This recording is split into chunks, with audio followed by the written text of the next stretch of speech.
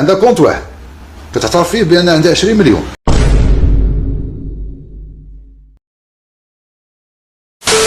كتقول دير عندي واحد القدر كملوا لي باش نشري دار لوليداتي.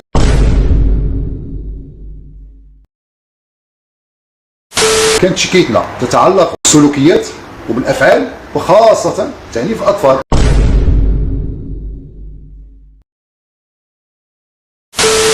تهين المؤسسات، تسب المؤسسات، تسب الجمعيات،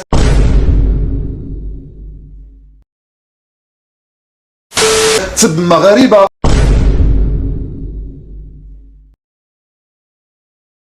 انها تتكلم في الدين وتتكلم في شي امور اللي هي مقدسه.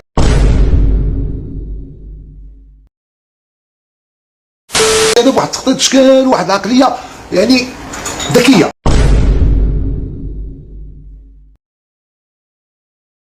كما قلت لك بدات بالرقص ما جابش الله، حمات ولادها وطريقه ديال التسول،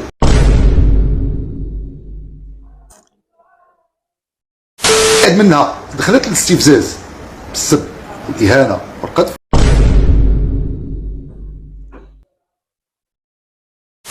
بدات تهرس في المعان وكذا وهذا في حد ذاته تعنيف الاطفال.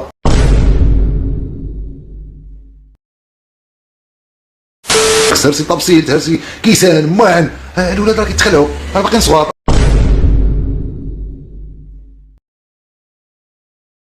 هاد السياسه هادي علاش دارتها هي؟ دارتها لقبل المتتبعين ديالها واللي كيدعموها.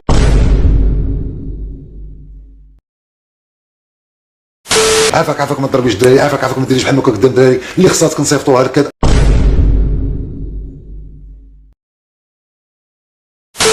داخله في اطار التسول.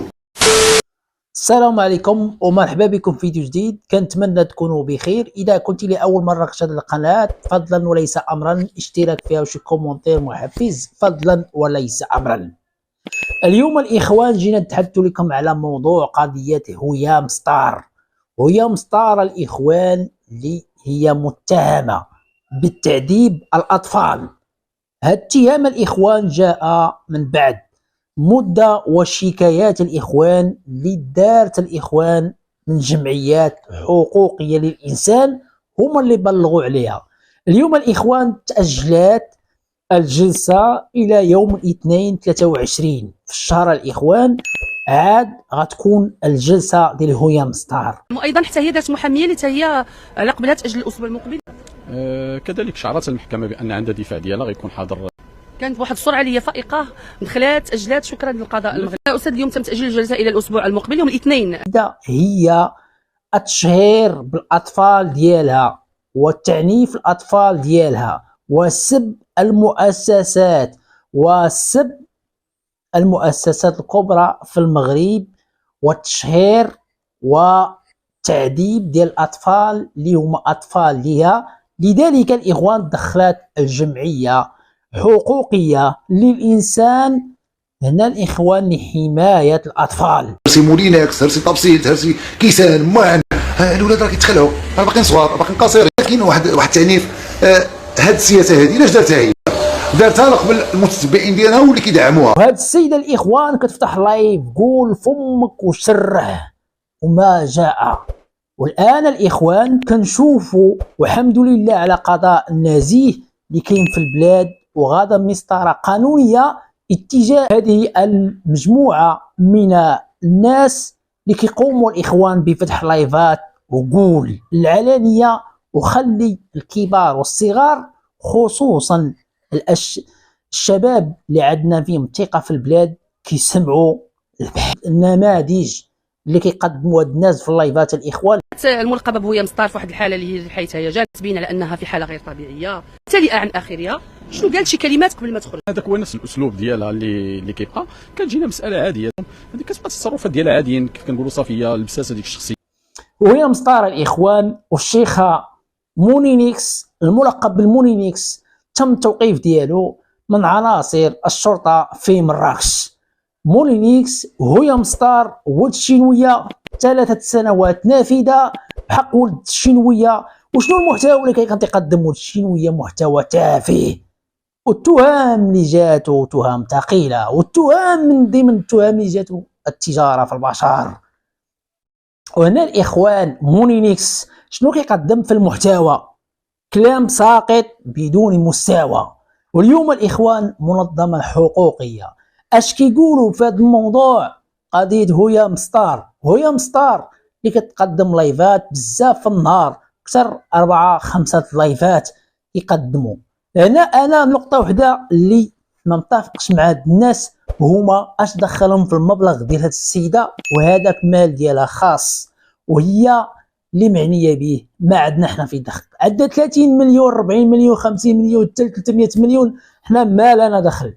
اللي دخل هو استغلال الاطفال، تشهير، سب المؤسسات الكبرى وسب المؤسسات باجمعها وسب المغاربه. هذا ما يهمنا احنا الاخوان. لذلك احنا ما عندناش دخل في المبالغ ديالها، لان حتى المبالغ ولات الماليه الان في سنه 2025 غادي تقدم ضرائب. الدوله قدمت ضرائب بحق اليوتيوب والادسنس، كل واحد يدخل اللي بغى يخلص ضرائب ديالو قوانينيه. كنشوفوها قانون ولكن مبالغ فيه من هذا المنبر، 30% بزاف. باش نكونوا صارحين بان ظلم بحق صناع المحتوى.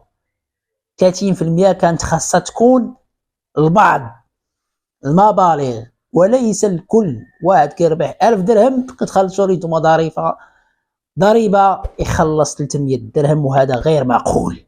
هذا موضوع اخر. عندناش السلطه هي اللي معنيه بالامر، الجهات معنيه بالامر هي من تقوم على هذا الادسنس وتعرف شحال كاين ديال الاموال، ومن حق السيده انها تجمع الاموال. انا شخصيا تهضر معكم شغلها هذاك في هذه الاموال، يا تقول لهم يا تطلب بهم يا شغلها هذاك، ولكن باش تخرج العلنيه وكتسب المغاربه وكتسب المؤسسات الكبرى وكتخرج والطعمه الكبيره انها تشغل الاطفال، هذه ما مقبولاش وهذه قانون كيعاقب عليها. هاد الناس الاخوان تحرك القانون تجاههم، وحنا مع القانون، حنا مع القانون الاخوان، يعلى ولا يعلى عليه. هاد الصناع تفاهه جا الوقت ديالهم بانهم باش يغادروا هاد النوع ديال المحتوى. ماشي محتوى، صناع التفاهه. هاد مونينيكس كان تقدم. والله عليكم يا الاخوان، بالله عليكم الا كاينين عيالات الرجاله كان تيشاهدوا هاد مونينيكس اش كان تيقول، ومخلينهم الرجاله ديالهم دايرين التيك توك وكيسمعوا لهاد السيد في اللايف تيقول كلام ساقط، كلام لا يبشر بخير، كلام لا فائده له. كنتمنى الاخوان تكون عجبتكم هذه الحلقه. ما تنساوش ديروا الاشتراك في القناه وتشكروا كومنتير محفز. السلام عليكم ورحمه الله وبركاته.